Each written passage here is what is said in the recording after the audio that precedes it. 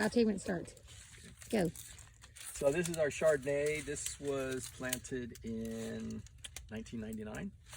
And you can see we've got our second crop on here. This is the grape that we're not going to utilize simply because the flavor isn't up to snuff. It's not where we want it to be. So there's a few clusters that the folks leave when they harvest because when we harvested, I don't know, 3 weeks ago, these were more green. So it was really obvious that these were second crop. So they left them on here.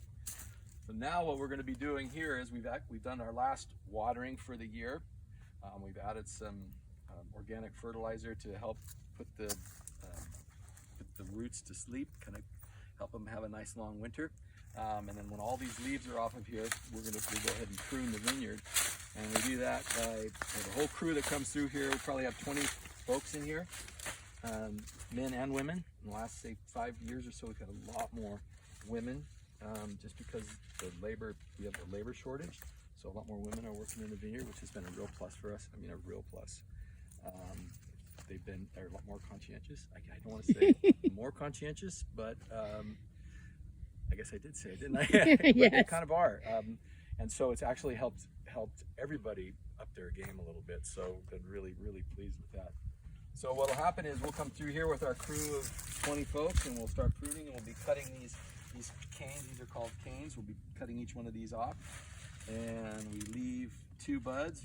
Maybe you can see this. There's one here and one here. We'll come through and just cut this one off, and we'll cut this one and this, and we just come through and we prune the entire vineyard. And every cut is intentional. We don't just come through here and clip them off willy-nilly. Every one of these, we're thinking, okay, where is this going to be in 2, 3, 4 years? So I have to think about that before I cut it. So for me to come through here and do that, I would have to step back and kind of think about, what am I going to do here? But the folks that prune, it's just like they're like a computer. They look at it and they say, okay, and off they go. Still a lot of work. For me to prune, after I prune, say 40 vines, my wrist is killing me. But these guys come through here and they can go all day long. And in fact, there are some electric pruners that I've considered buying for my foreman, and I showed it to him, and he said to me, no, I don't need that. Maybe you need it. But I said, a gringo needs it. Well, I didn't want to say it, but yeah, maybe you need it, but I don't. I said, okay. So anyway, He's the professional. He's a professional. Yeah. So no, he would never ever use that. Never, not in a million years. So that's what we'll do, and we'll prune all these off, and we'll take these canes, because there's going to be a lot of this wood on the ground, and we put that in the middle of the row adjacent to the vines, dead center. And so then in the spring we'll come through with it's called a mulching mower, and it will cut these up into little pieces when we mow, and it'll all be laid out like mulch in the row. And then after it's decomposed a little bit, maybe 2 or 3 weeks later, we'll come through with a disc and we'll till all that into the soil.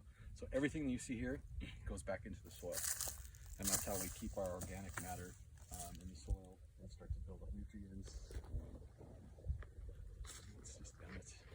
That's why we're remain sustainable, or one of the reasons we're sustainable.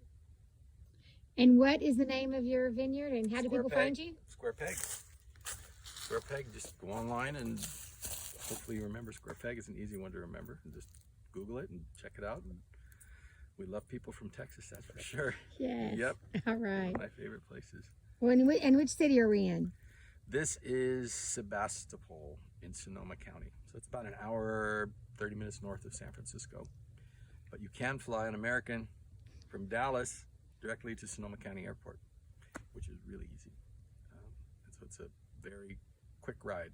Houston, Dallas, right? Yeah, Houston to California, I think it's like, 3 hours, 3-hour plane ride, one way. Yeah. Non-stop. Yeah, non-stop. Yeah. But they do have a non-stop from Dallas to the Sonoma County Airport. Really small little airport. It's almost like a Greyhound bus station. Well, great for all of our Dallas fans out there. Oh, for sure. Absolutely. Thank you. All right. You're welcome.